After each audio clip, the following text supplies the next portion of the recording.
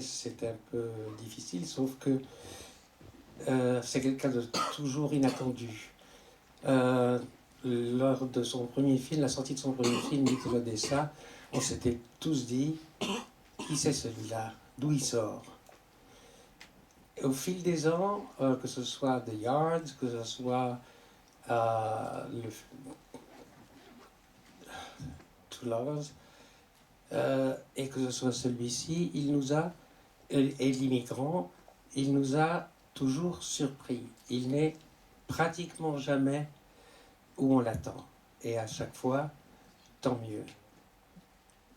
Donc sans plus attendre, je vais vous présenter James Gray.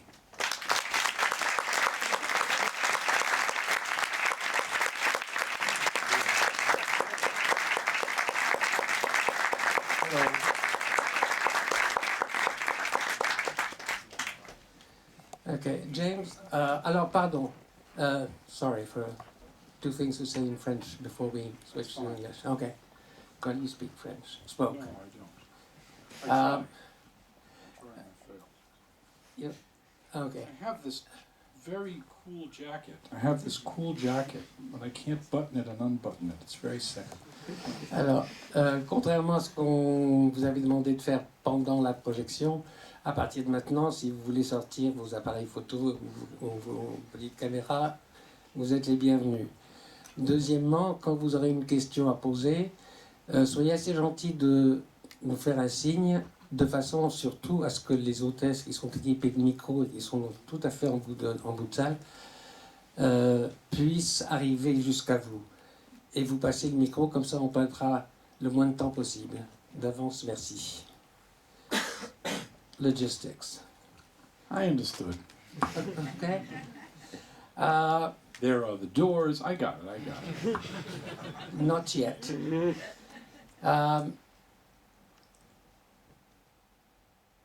Venice. Most of the reviewers who were in Venice immediately, unanimously went, it's Apocalypse Now, the space opera.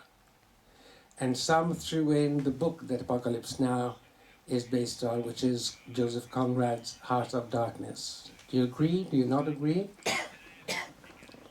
It is, but it's not. I mean, if you were to watch Apocalypse Now with Joseph Campbell's Hero with a Thousand Faces right next to you, you would find that that movie follows the Campbell blueprint almost 100%. In other words, there's a kind of a basic storyline, which is really, in this case, it was me trying to do Telemachus' side of the story in the Odyssey. But then it winds up being Apocalypse Now because, you know, you rip off the people you love. You're inspired by the people you love. So, yeah, it's Apocalypse Now, but it's not. He doesn't, you know, he's going after his actual father in this, which is a whole other set of circumstances psychologically and emotionally that a mythic sort of symbolic father isn't.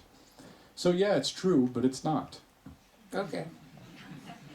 I read in the Hollywood Reporter that you've been sort of thinking of making that kind of a movie, or that movie in particular, based on two articles that you had read in 2011? Oh yeah, I had read two different things. One thing was an article about the Mars mission that is going to be undertaken in 2033. That's when we have a chance to get to Mars because, you know, the planets orbit not in perfect circles, and it's when Mars is as close as it'll ever be to the Earth. So that's our window. And I had read a thing which said that basically 4 people are going to be in a space which is, oh my God, considerably smaller than this, maybe even a quarter of the size of this space, for a year and a half. And they're going to have to find people who suffer from what they call, or have, I shouldn't say suffer, but have schizoid personality and kind of what you might call on the spectrum, almost a kind of Asperger, and emotionally very shut down. And I thought, well, that's interesting. You know, the very qualities that are going to be demanded to take this trip to Mars, to be able to tolerate it, are exactly the wrong people to talk about it on some kind of spiritual level, psychologically complex level. You know, it's like when you see Neil Armstrong in his first press conference, along with Buzz Aldrin, after they were released from quarantine. And they asked him, well, what it meant to see the Earth as this tiny blue dot. And he said, the left thruster on the lunar module had 6 cubic liters of oxygen fuel. You know what I mean? He talked totally as an engineer. Now, I'm not bad-mouthing Neil Armstrong. He's did maybe the greatest thing any human's ever done. But he wasn't equipped to talk in any kind of terms that we might think are emotional or metaphysical. He just talked about the technical. So I had read that and I thought, well, that's interesting. And then, you know, as I often do, I sort of wrote down some ideas and I circled it, I cut it out and I put it in a file. And then around the same time, I know this is thrilling, I had read something about Enrico Fermi when he was first talking to the other scientists and they were going to conduct the first nuclear explosion test in New Mexico. And he said to them, well, there's a 90% chance that the entire southwestern part of the United States won't be destroyed. Should we do this? I thought, they did the experiment, thank God it didn't happen, but there's a 10% chance that the entire Southwest would be destroyed, and they did it anyway. And so I thought, well, what happens if a guy is in deep space, they think he's doing something, and then the two ideas sort of collided. And that's what became the movie, really. Now, the movie is a new genre for you, totally. But as film goers, we obviously go back, at least at the beginning, to 2001, Space Odyssey. Yeah, of course. Well, it's a bit frustrating because you can't really do anything that Mr. Kubrick did not already do. And I realized, especially, I was in trouble with music. Because you can't put classical music up against picture, and then they go, oh, that's 2001. And I couldn't put electronic music up there because somebody said, oh, it's Clockwork Orange or something, you know, or Blade Runner, Vangelis. And I couldn't really put traditional score because then it would seem like kind of hackneyed. So then I thought, well, the first piece of music I put up against picture worked so wonderfully well, and I knew that people would say it ripped off Kubrick, so I couldn't use it. And I realized I'm kind of in a bind here. But yeah, everyone owes a debt to Kubrick because, you know, he did a science fiction movie that became almost like science future fact in some ways. And he had such a unique and wonderful understanding of human behavior. You know, it's funny when we're talking about 2001. Obviously, I love 2001. You might want to get that. In 2001, he's got all this stuff that's totally awesome and wow, inspiring, awe-inspiring, incredible. You just sit there, you go, wow. But you know what I think is kind of the best thing in 2001? Well, maybe not the best thing, but one of the best things is he's got these, I don't know how well you guys remember the movie, but he's got these astronauts that go to look at the monolith on the moon. They've dug it out, and there's a kind of area that the monolith sits in, and they're walking down, looking at the monolith, and you have this liggity music, like this. It seems very serious, and you're looking at this black slab, this minimalist 60s sculpture. And then the guy says to the other astronaut, or he motions to the other astronauts to get a picture. It's such a perfect understanding of human behavior. They're faced with a version of God. Let's get a Kodak moment. And you realize that what matters, and also with Hal, what matters is the details of human behavior, not really the visual effects. So everyone owes a debt to him. Now, having said that, I tried to do the opposite, because the Kubrick film, he beats the trap brilliantly, but he basically says, there are aliens. Now, in most movies, they before that, they were depicted as, you know, like little green men, or you see The Day the Earth Stood Still, which is a great movie, but you know, it's the Klatu Barara Niktu, it's this tall metal guy. By the way, do you know the story behind that guy? He was the usher at the Man Chinese Theater in Los Angeles. Then it was Grauman's Chinese Theater. Maybe it's Grauman's again. The Grauman's Chinese Theater, and he was almost 7 feet tall, but he was very skinny, and he could not lift the woman that he was supposed to lift, so they had all these body... Anyway, I'm boring you with movie trivia. But in any event, Kubrick beats the trap about aliens because it's a black monolith, and you can project anything you want onto it, right? Are they good aliens? Are they bad aliens? I don't know. It's just they're aliens. You don't really see them. There's a human zoo. It's very mysterious. But for me, it presented a philosophical problem, if I can sound pretentious for a second, because I couldn't figure out, even if it's good aliens or bad aliens, it's still a kind of false gods scenario. And I don't believe in that. I'm not bad-mouthing 2001, by the way. It's one of my favorite movies ever. But I'm saying that he beat this trap by having it be so mysterious. Because there are no aliens that are going to come and bail us out of our problems. And there's no aliens that are going to come try and wipe us out, and we all have to team up to fight the bad aliens. That's not going to bail us out. You know, this is what we got. This is where we live. We have each other, and that's kind of it. So I said, I'm going to try and do the first movie that says, oh, there's nothing out there. So I thought, oh, great, I have Tommy Lee Jones say, there's nothing, no life elsewhere. And that was the kind of the springboard for the whole thing. I'm talking too much, aren't I? No, not to it. I don't get out enough. In generally speaking, are you into space films? No, I hate or them. not? No, I don't know, Star no, Wars or E.T., well, no, whatever. well, no, that's an amazing movie, but here's the thing about him. He beats the trap because the movies play like fables. I mean, I don't think you watch E.T. and you say, how accurate is that a representation of what might be an alien? I mean, that's not the point of the movie. The movie's about that kid's loneliness and about his parents' divorce, and it's a metaphor, really. So the film is beautiful. But Star Wars, I never considered even science fiction. I consider that fantasy. I like Empire Strikes Back a lot. I think that's a beautiful film. But I was, as a kid, I have to confess, Star Wars was not my thing.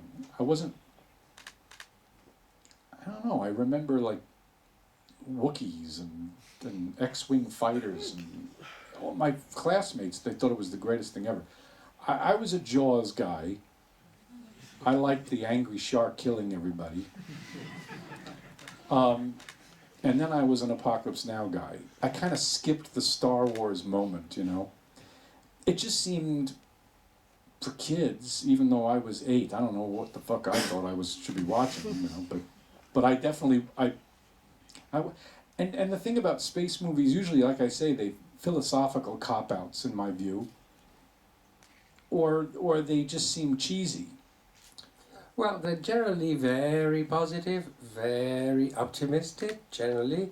Yours is not. No, I don't think. Is not. Well, I don't think the film is negative. I mean, at least I didn't say it was negative. No, I know, but what I was trying to do, and maybe I failed at this, but what I was trying to do was to say the Earth is what matters. Human beings are what matter. You can think you want to be alone.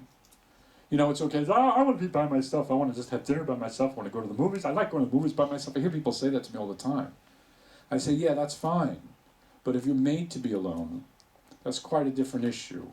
And if you do any research about solitary confinement, it's the worst punishment a human being can endure. You know, you apparently start hearing voices over and over again. You start going through your whole life on a kind of endless, and it leads to madness very quickly. If you're in solitary confinement for 30 days, it causes serious and permanent mental damage. So I found that was kind of a darkness, but that if the guy returns, well, that's not too bad. He's with other people. So I thought that was positive. I don't know what the hell I'm talking about.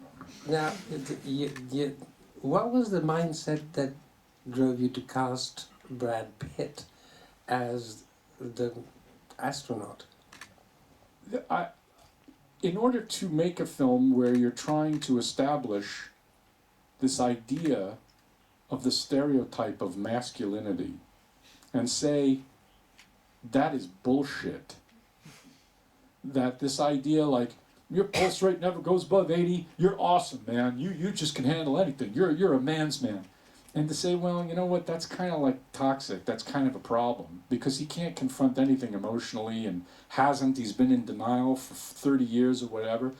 But in order to tear that down, you need to start somewhere. You need to start with the myth in order to destroy it.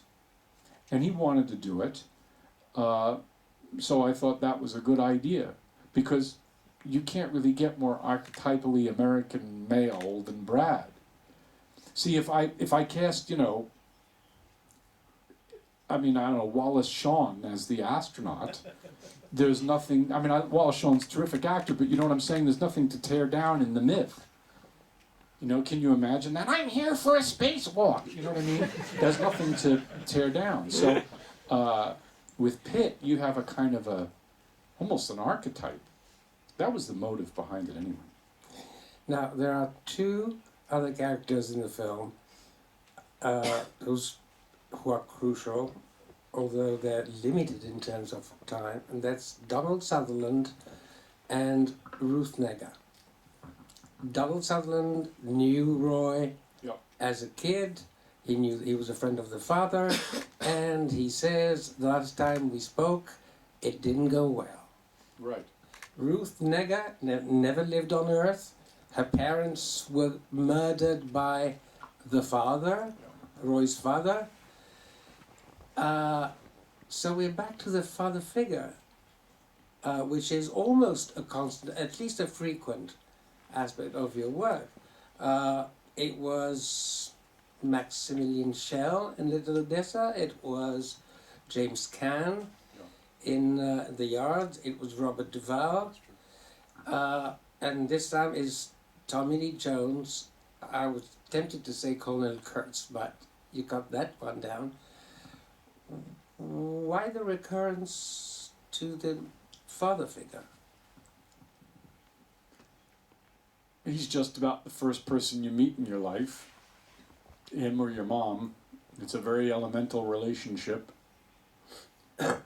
It governs and dictates so much of our unconscious. Governs is the wrong word, but it's such a part of our unconscious, you know, and then our conscious as well. You know, our parents are like gods to us when we're children. I mean, it's the only thing that we know, and what they say is so essential to us. What they teach us and don't teach us is essential. And in some respects, what I'm trying to do is to get rid of the fluff, the flab, to try and get it as elemental as I can. Fathers and sons, mothers and sons, mothers and daughters, fathers and daughters. And to try and get at the core of what it means to be a person. Now, that's not easy to do in 2 hours, but you have a tremendous shorthand. If I say to you, I'm going to make a film about two pals, I have to go out of my way. I did this, by the way, and it was a headache. On The Yards, I had to go through huge expository, I have to establish what their relationship is, because you don't make a series of assumptions already. But look, the most famous father-son movie, The Godfather, okay? They shot all this stuff between Pacino and Brando for the beginning, and he cut it out. And there's only one dialogue scene between Pacino and Brando in the whole 3-hour movie. There's a moment in the hospital, but they don't have an exchange, really. It's that scene in the garden. Before that, you make all sorts of assumptions about their relationship, and you can, because we know what fathers and sons, we bring some baggage to that relationship already. So I was trying to get very elemental. Like I said, I was really trying to rip off the Odyssey from Telemachus' point of view, about how his father had gone away for 20 years, and that sense of loss and abandonment. And that was really my attempt to be kind of mythic and simple. So that was the reason. Entendu. On va prendre des questions de votre part, si vous voulez, le temps que je lui pose. Alors, il y a une question là et une question là. There's one thing that you don't find in your film if you abide by the space movie definition. It's no futuristic gadgets and no weapons. And people dress like with ordinary clothes? Quasi. Yes. Thank you. I mean, well, I hate that in movies where you watch like make noises and they're doing all this stuff and it's instantly dated. You know, like a year later you watch it, you go, what is that? I didn't want people to get hung up on the gadgetry of it. You know, it becomes an aside that people get distracted by. As for the clothes, all I did was, Albert Wolski was the costume designer. He was this legendary costume designer, Albert Wolski. And I drove him kind of crazy. He never started with the diagonal zipper and the bell bottoms or anything weird, but he did. So I would say to him, Albert, I don't want you to win any awards for this film. And he would say, I don't understand what you're saying. I said, Albert, you're going to do the most unnoticed clothes movie ever. But it's a space film. I said, right. So we looked at clothes from 60 years ago, basically. We tried to see how clothes had changed in 60 years. And they really haven't changed all that much. I mean, people don't wear hats now, they did, but the suits are semi the same. Ties have been widened, it's thin again. But they're very similar. So this idea that 60 years from now or 70 years from now, everyone's going to wear like polyurethane bags or something, doesn't that look kind of silly? I mean, look, again, love 2001, top 5 of all time. If you had to pick one thing about it that you could kind of peg, it's, you know, Dr. Haywood Floyd in his Nehru jacket or whatever. So I was trying to avoid that and make it not the focus of the film. So all we did was like the Apollo spacesuit with less puffiness and a miniaturized, because the future will have more miniatures, a miniaturized jetpack and that sort of thing. I don't know if this all works, and you know, what the hell am I don't know what I'm doing. Il y a une question là. Qu'est-ce qu'il y a le micro là? Hi. Hi. Good evening. First of all, thanks for that amazing movie. You did a masterpiece again, and I'm jealous of your talent. I like the way you talk. Thank you. I've always been fascinated by the end of your movies, and especially the final shots of the immigrants and the lost city of Zed, and the way you link people or even spirits through the manipulation of time and space that allows cinema. And I had the feeling that it's a theme that goes through all your movies, and that with this one, with the infinite of space, you had the way to experiment around that theme and had a kind of accumulation, but I wonder if it's the feeling you have about that one. I have a controversial answer. Oh, by all means, please. I'm trying to think if I should answer this. It'll get me in trouble. Well, with the size of this movie and the kind of it's always a collaboration with the studio, the actor, everything when you're trying to make a film. The ending to The Immigrant was planned months before and is not an actual shot. It's Darius is going to kill me. It's not a practical shot. You can't do that shot in life. It's a series of visual effects panels, the boat, the window, the reflection of it. It's not, in other words, it was part of the original design. And the same thing goes with the Lost City of Zed, because that was not a visual effects shot, but I basically built this greenhouse attached to this house. It was a very strange thing to do. In this case, the original ending, as I had planned, is when he gets led out of the capsule. And then the last 40 seconds or so was the sort of one compromise I made on the film, because I didn't want people to feel like the movie was a downer, and being led out of the capsule, for some reason, it had a sadness to it, which everybody sort of said, well, this feels like a real downer, and I kind of didn't want that, and so I added that little coda where he's sort of saying, oh, I'm fine, although I kind of wanted it also to feel like a dream. But the ending really originally as designed was him being led out of the capsule. And you'll see probably a similarity between that shot and the ones in The Immigrant and Z. Having said that, I don't know which one works better. I mean, it's really for you guys to decide.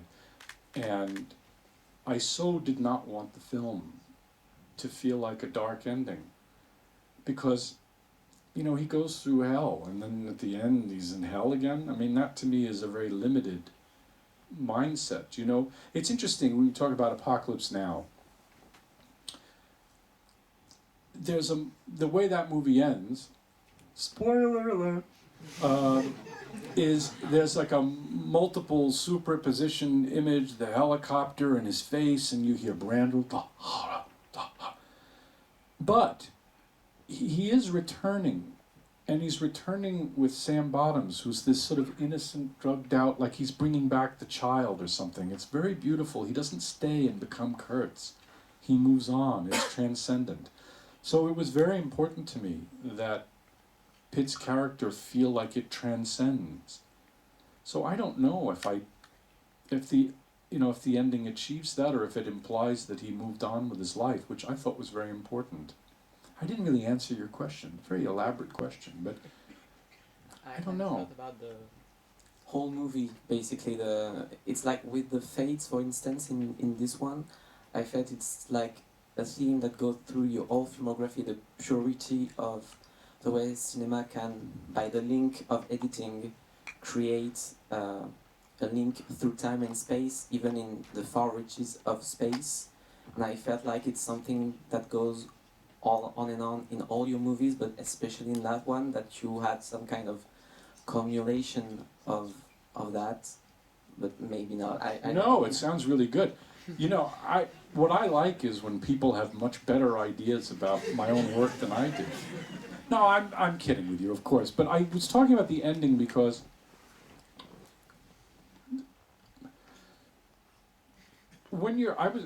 in some sense, it's out of my hands, you know. I'm trying to communicate an idea to you, and I was trying to make a very simple myth. And if you feel that way, and you feel it's connected to my other films in that way, that's fantastic. But I promise you, or maybe I threaten you with the fact, that I don't sit at home and, you know, think about the film's manipulation of time and space. I mean, I'm kind of thinking that I need to take out the garbage, you know, because it might stink if it sits there for too long and my wife's going to yell at me and all that. I have a much more practical approach to it, and I'm not being glib. It's almost like you're trying to tell the story as simply and clearly as you can. You know, I always say this to my collaborators, we want to tell the story so clearly that the ambiguity can emerge. You know what I mean? So I love what you say, but I can't answer it because it would demand a level of analysis about myself that would basically mean I should be in a mental institution. So I don't know. I didn't answer him at all. No, but I like your answer. Madame, qu'est-ce qu'il avait là? Allez-y. Hello. So Hello. Voilà. I have a friend, and I say, oh, I'm going to see James Gray, and so my friend is Jewish and he has a question, and I'm sorry, your friend is Jewish and he has a question. Is that what you said? That's the best sentence I've ever heard in my life. And in fact, this question is personal for him. Is, as a Jewish, is that a repercussion in your cinema? And also, I would like to know if you've seen the new version of Apocalypse Now. Ça n'a aucun rapport. Non, c'est... Ah bon, d'accord. What was the first question from your Jewish friend again? Let me see if I get this straight. Vous pouvez traduire? No, you got thrown by Apocalypse. Say it in English again. He want to know if, as you, En tant que juif, as a Jewish, Yes. is have a repercussion on your cinema? If there is. Yeah, I understand. Mm-hmm. Okay. Okay, great. Yeah. Yeah, I'm not a religious person. I'm not a practicing Jew. I haven't been to synagogue basically ever. I'm kind of an atheist. Um, but what you're talking about is the cultural influence, I think. Yes. Yeah, there's a level of misery in the movies, isn't there? I guess that comes from being a New York Jewish guy. I don't know. It's sort of like his question. Oh, he left. He was so pissed. There's a level. Oh, he's here. Oh, he's here. I thought he was hiding. I can't see anything. These lights. It's a level of self-awareness that I don't really. I'm telling you, I don't have. I don't think. I'm a Jewish guy. I'm going to tell a Jewish story. It's like I try to think of a mood first, a relationship, a character. And I guess it's in the films, but that's because that's part of who I am in the background. You know, I remember a story, which I think back on it now, it really does inform a lot, which is my grandfather had an old Model A, not a Model T, but a Model A Ford in the garage, and it was not functioning. And I asked him, through my father who translated, because he didn't speak English, even to the day he died, he didn't speak a word of it really. I said, why do you have a car that you can't drive? It just sits in the garage. You're in this, in the alleyway. And he answered my father, he said, because you never know when they'll come for you. Which I thought, that's horrible. I'm 9. What are you talking about? But I remember the story now, and that thread, really, dare I say it, using a dirty word, of tragedy, does wind up getting through to you as a kid. And I think it's in the films. Sometimes even when I try to hide it. When I made Two Lovers, I was trying, Joaquin and I thought, let's make a comedy. And the two of us shot the movie, and we were just laughing. I just thought, this is hilarious. And I never forget, the first screening of the film, when I cut it together for a group of about 25 friends of ours, and we thought, this is hilarious, this movie. And the lights came up, and a friend of mine came to me and said, that is the saddest movie I've ever seen in my life. I thought, I am so untalented with comedy. And I think it has to do with that kind of feeling in the house, that thread. Maybe it's being Jewish, I don't know. I think it's more Russian, actually, than Jewish, to be honest with you. Because I got friends from Israel, they're having a party every 5 seconds. So I think it has to do with the Russian. Because you read Anna Karenina, that's an 800-page book with no jokes. Not a joke in the book. Oh, Apocalypse Now, did I see Apocalypse Now? I have not seen the new cut. I've had some chances. But this got finished a week and a half before Venice. And I kept missing the chance. I'm going to go see it, of course. But he has that French plantation in it, right? Put it back in. Yes. Why, he's got to leave that out, doesn't he? I hope not. I hate that scene. Okay? The rest of the movie's the greatest thing ever. But I don't know. What do I know? Maybe it's great in this new one. I don't know. All right. Si vous avez le micro? Yeah, that's me. Hi. Ok. Ensuite, il y a une question là. Okay. I'm here. She's over there. Hi. Thank you so much for the movie. It's actually, I had a great time, and it was very moving. And also, I wanted to go back to religion, but more the religion of the characters in the movie. How do you explain that all the astronauts, and especially McBird's father, have what appears to be a very strong relationship to religion and God, and Brad Pitt's character, he doesn't even mention it. So what do you think is his relationship with religion and God? That's pretty good. Well, the constant talk of God, if you look at the 12 astronauts that went to the moon, there's apparently a very different psychological state. There's astronauts on the International Space Station, the shuttle. It's about 200 miles into space. But of course, the moon is 250,000 miles away. So when you are on the surface of the moon and you see the Earth in the sky as a separate celestial body, it apparently has a much bigger psychological effect. And if you were to track the stories of the 12 white male astronauts, you would know that a lot of them became like born-again ministers, like Charlie Duke, became very obsessed with the idea of God. They speak of God constantly. It's maybe a way of explaining this frankly horrifying view they probably had of the Earth. I mean, that's probably horrifying. I mean, they're walking around like, I'm strolling on the Earth here, on the moon here, Houston, and it's real cool. The dirt is amazing.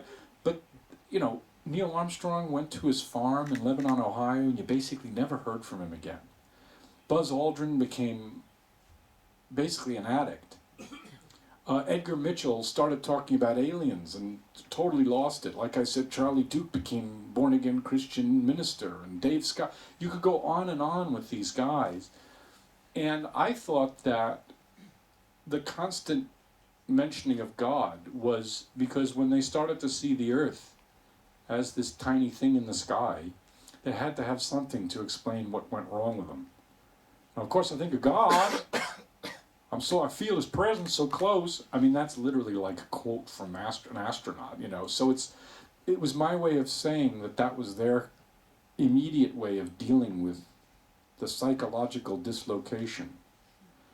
As for Roy, I think the guy's probably, in the beginning anyway, he's so damn repressed and so in denial. I don't think he thinks of God at all. I think he's probably one of those guys who thinks like, my lunch had too many carbohydrates in it. You know what I mean? Like a totally practical, pragmatic person. Because I met a bunch of astronauts for the movie.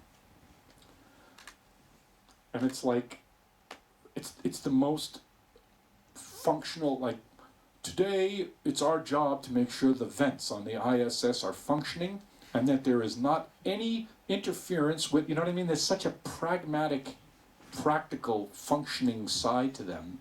And I don't think Roy had spent much time. In fact, he says, I haven't been to the moon in forever. I don't think he has that kind of relationship with deeper space. So he's probably not as religious as his dad is for that reason. Question là-bas. Hello. Congratulations for the movie. Hello. Oh, there you Here. are. Hello. Hello. You said earlier that you chose Brad Pitt because you wanted to deconstruct the male figure, the American male hero.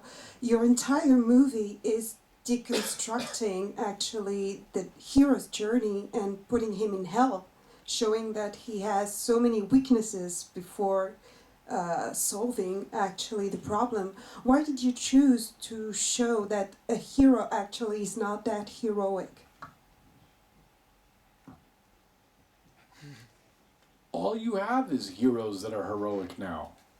That's the norm. Every superhero movie, everybody's heroic. They're flying through buildings and everything's crashing and blowing up and everybody's saving everybody. Nobody has a flaw. Everybody's perfect. They're wearing a suit that's made of metal or whatever, flying around. Those movies, superhero movies, have a point, they have a function, and the Avengers, I saw it with my son, it was very entertaining. But that's every movie now.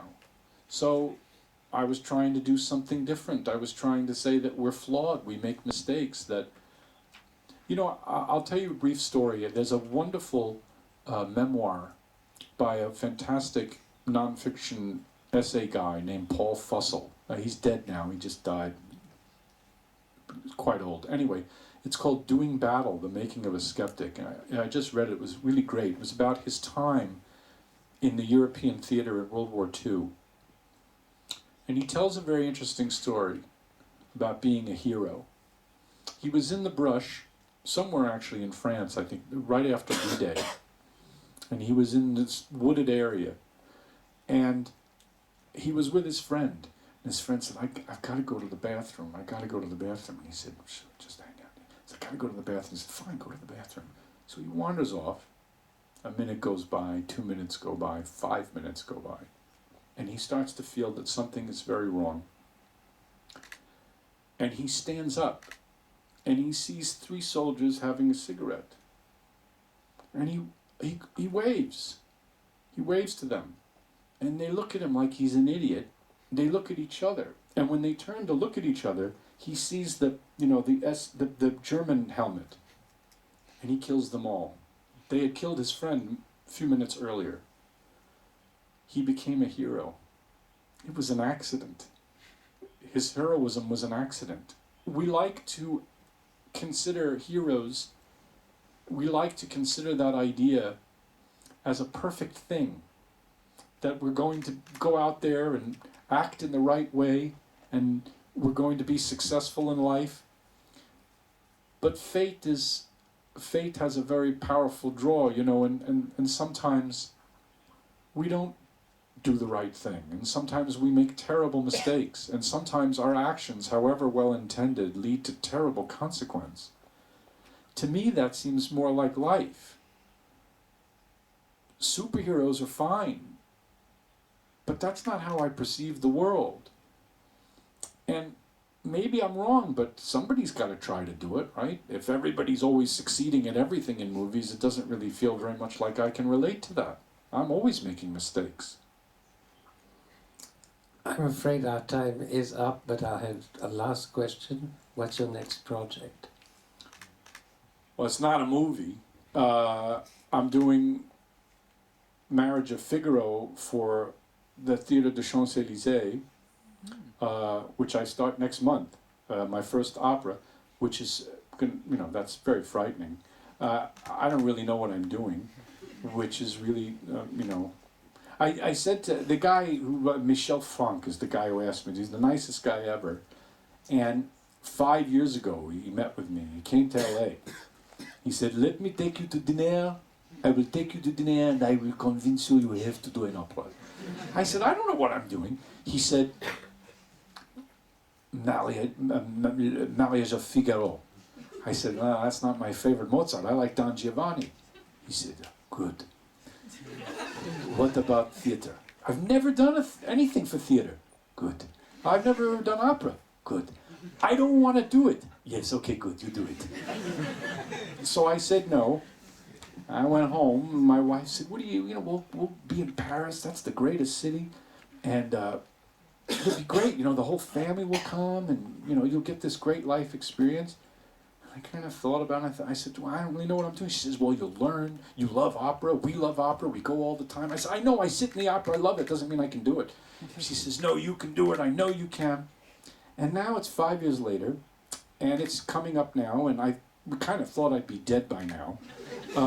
And my wife can't come with the kids, so I'm now all of a sudden this dream she had where she was going to be walking, the Rue de Rivoli, and she's going to have an incredible time. And I'm going to be sitting by myself going, can you sing there in the corner? Like, I don't know what I'm doing. I have talked to some directors who have done it, for film. I've talked to Bill Friedkin, who's done several operas, and he was great, very helpful. I talked to Sofia Coppola, who did one in Italy a year ago, and she basically just said, like, no different from a movie, which I can't believe. I just cannot believe it, because in movies I'm going, cameras here, and there ain't no camera in the opera. So right there I'm lost.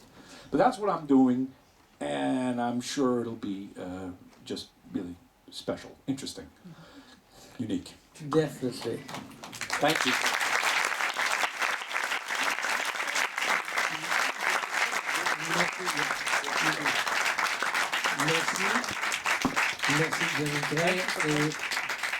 Merci et merci aux producteurs du Région de nous avoir passé le film pour ce soir.